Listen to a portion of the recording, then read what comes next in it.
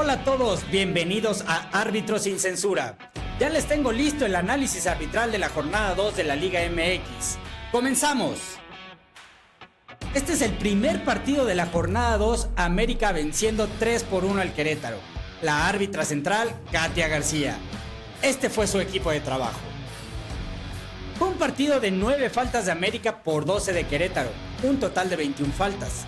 2 tarjetas amarillas para Querétaro, una para Sebastián Hernández por sujetar a un adversario por cortar un avance prometedor, y la otra para Óscar Manzanares por una entrada de manera temeraria. Por parte del equipo América también fueron 2 tarjetas, una para Israel Reyes por retrasar la reanudación de juego en un saque de banda, y la otra para el director técnico del América, André Jardiné, al minuto 89, por desaprobar con palabras o acciones. Muy bien Katia en no permitir ese tipo de desaprobaciones. Buen trabajo de la árbitra, ya que aplicó adecuadamente las reglas de juego. Tuvo buena conducción de partido, así como la gestión con los jugadores, mostrando correcta y oportunamente las tarjetas amarillas. ¡Enhorabuena! Segundo partido, Mazatlán contra San Luis, nada para nadie, marcador 2-2, árbitro central debutante, Martín Molina Astorga, y este es su equipo de trabajo.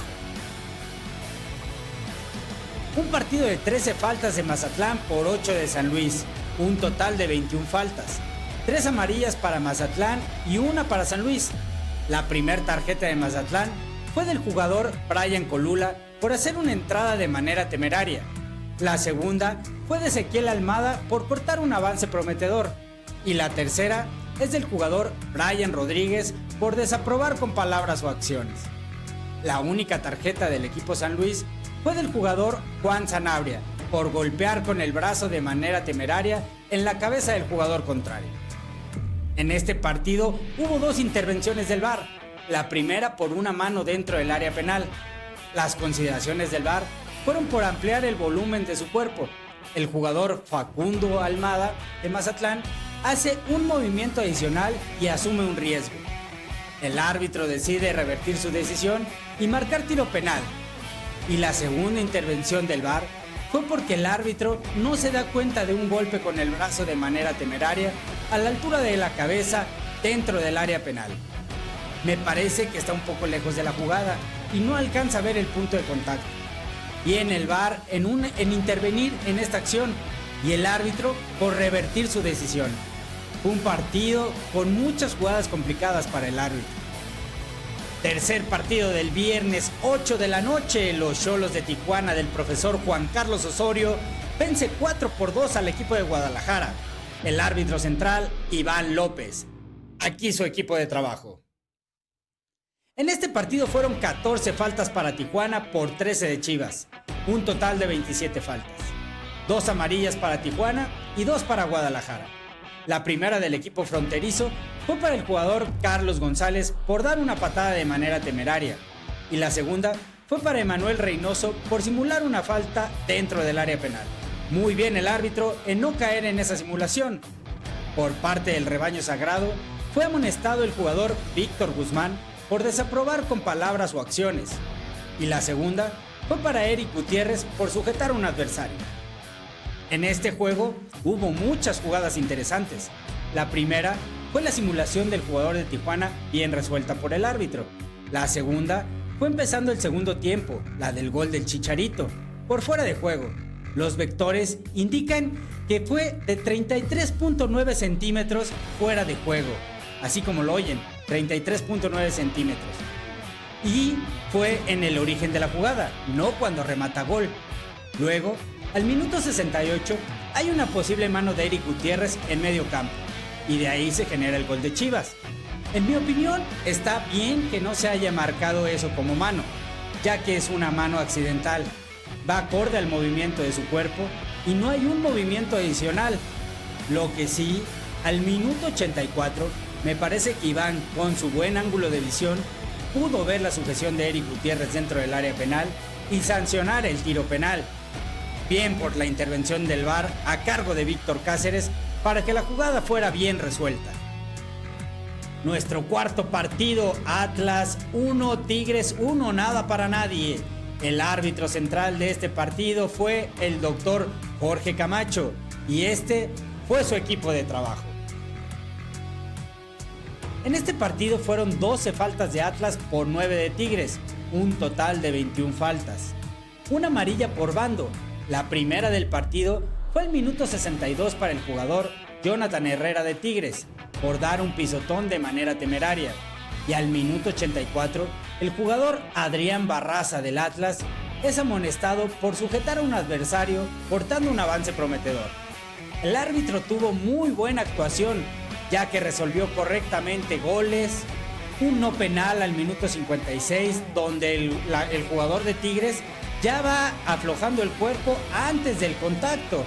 Buena gestión de tarjetas amarillas, mostró buena conducción, manejo de juego, le dio fluidez al mismo y aplicó ventaja en momentos necesarios.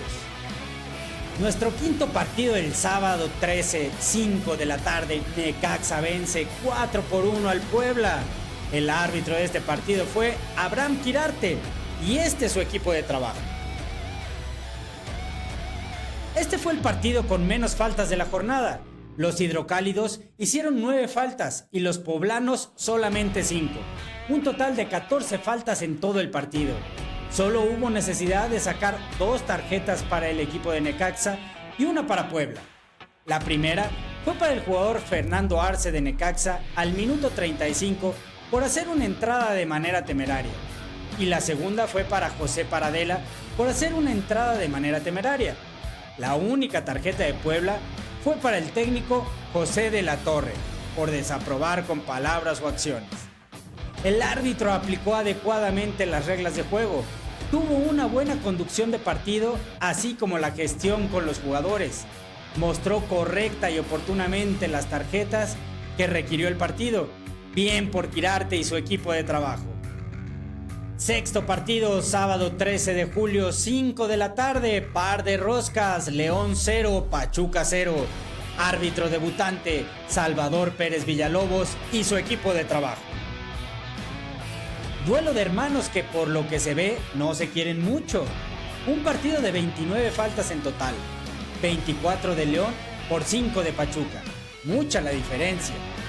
6 tarjetas amarillas en total, 3 por bando. Tarjetas rojas, una y una. Vaya partido para el joven debutante. Las jugadas claves del partido son las 2 tarjetas rojas. En la primera, le saca tarjeta amarilla a Idrissi. El VAR tiene que intervenir ya que encuentra elementos y consideraciones para sugerir al árbitro que vaya a revisar la jugada. Me parece que el central observó en cancha que solo fue una provocación y no califica de buena manera que fue una conducta violenta, por lo que cambia su decisión a tarjeta roja. En la segunda tarjeta roja, ya para terminar el partido, al minuto 96, considero que el árbitro está muy lejos de la acción y no ve de manera adecuada la entrada del jugador Víctor García. Va con la mano en el pecho para sacar tarjeta amarilla, pero claramente se ve que Karen Díaz o el cuarto árbitro, Diego Guerra, le informan por la diadema que es tarjeta roja. Afortunadamente el árbitro se deja ayudar y decide en ese momento sacar la tarjeta roja por una entrada de fuerza excesiva, poniendo en riesgo la integridad física del jugador. Me gustó el trabajo en equipo para esta jugada. Sábado 19:05 de la tarde, Santos 1, Pumas 1. Árbitro central, Mario Terrazas Chávez y su equipo de trabajo. Un partido de 30 faltas, 12 de Santos por 18 de Pumas. 2 tarjetas amarillas y una roja para Santos por 2 cartones amarillos para el equipo de Pumas. Para mí, una jugada clave en el partido es al minuto 25, ya que el jugador Jordan Carrillo del equipo Santos tendría que haber sido expulsado por juego brusco grave por poner en peligro la integridad física del jugador. ¿Con qué pega? Con los tachones, arriba del tobillo, intensidad alta. No veo arrepentimiento. Pero bueno, otra jugada importante fue el minuto 27, donde el jugador Lisandro Magallán del equipo Pumas comete una mano dentro del área penal y el árbitro con su ubicación no se percata del punto de contacto y deja continuar la jugada. El VAR con todos los ángulos y tomas le sugiere al árbitro ir a ver la acción de la mano.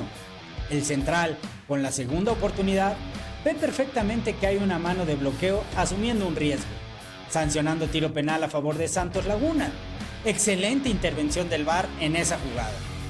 Ya para terminar el partido al minuto 83, viene el árbitro en sacar la segunda tarjeta amarilla al jugador Anderson Santamaría del equipo Santos por hacer una entrada cortando un avance prometedor. Nuestro penúltimo partido de la jornada 2 es el Toluca, que vence 3-2 al equipo de Juárez. El árbitro central de este partido fue Vicente Reynoso y este es su equipo de trabajo. Un partido de 15 faltas de Toluca por 5 del equipo fronterizo, un total de 20 faltas. Ninguna tarjeta amarilla para Toluca y 3 tarjetas amarillas para Juárez. La primera tarjeta del partido fue para el jugador Ralph Holguín del equipo de Juárez, al minuto 11 por hacer una entrada de manera temeraria. La segunda fue para Dieter Villalpando al minuto 35 por desaprobar con palabras su acción. Y la tercera fue al jugador Ángel Saldívar por hacer una entrada de manera temeraria. Este es el segundo partido del árbitro central en el torneo y me parece que hace un gran trabajo, ya que aplica adecuadamente las reglas de juego y resolvió de buena manera los goles, tarjetas, muestra buena conducción, manejo de partido, buena condición física y le da mucha fluidez al partido. Buen trabajo del equipo arbitral. El último partido de la jornada 2 fue en el Gigante de Acero, donde Monterrey pierde 4-0 con el equipo de Cruz Azul. Vaya resultado. El árbitro central de este partido, Maximiliano Quintero, y este es su equipo de trabajo. En este partido fueron 11 faltas para Monterrey y 7 de Cruz Azul, con un total de 18 faltas. El segundo partido con menos faltas de la jornada 2. El equipo de los Rayados tuvo 2 amonestados y por parte de Cruz Azul solamente 1. Al minuto 22, el árbitro va corriendo en su diagonal y el balón le llega al jugador de Cruz Azul, Rotondi, que hace un disparo a portería y le pega en la mano al jugador de Monterrey que está dentro de su área penal. El central, por su posicionamiento, no se percata del punto de contacto. El VAR, con todas las tomas y ángulos, ve que hay una mano de bloqueo. Es ahí cuando él sugiere que el árbitro vaya a revisar la jugada, por lo que el central decide sancionar de buena manera un tiro penal, haciendo un gran trabajo en equipo para esta jugada. Después de esa acción, vino la tarjeta amarilla al jugador José Rivero de Cruz Azul al minuto 62 por dar una patada de manera temeraria. Al minuto 63 es amonestado de buena manera el jugador Germán Berterame por desaprobar con palabras o acciones. Y ya para cerrar, el último amonestado de Monterrey fue al minuto 85 para Iker Ochoa por sujetar a un adversario cortando un avance prometedor. Muy buen trabajo de Maximiliano y su equipo arbitral. Aquí vemos cómo una correcta y oportuna intervención del VAR favoreció el desarrollo del juego. Finalmente les dejo las calificaciones de árbitros sin censura de la jornada 2 de la Liga MX. Dejen sus comentarios y háganme saber para ustedes quién fue el mejor árbitro de la jornada 2 y no olviden suscribirse, darle like y activar la campanita. Se viene la jornada 3.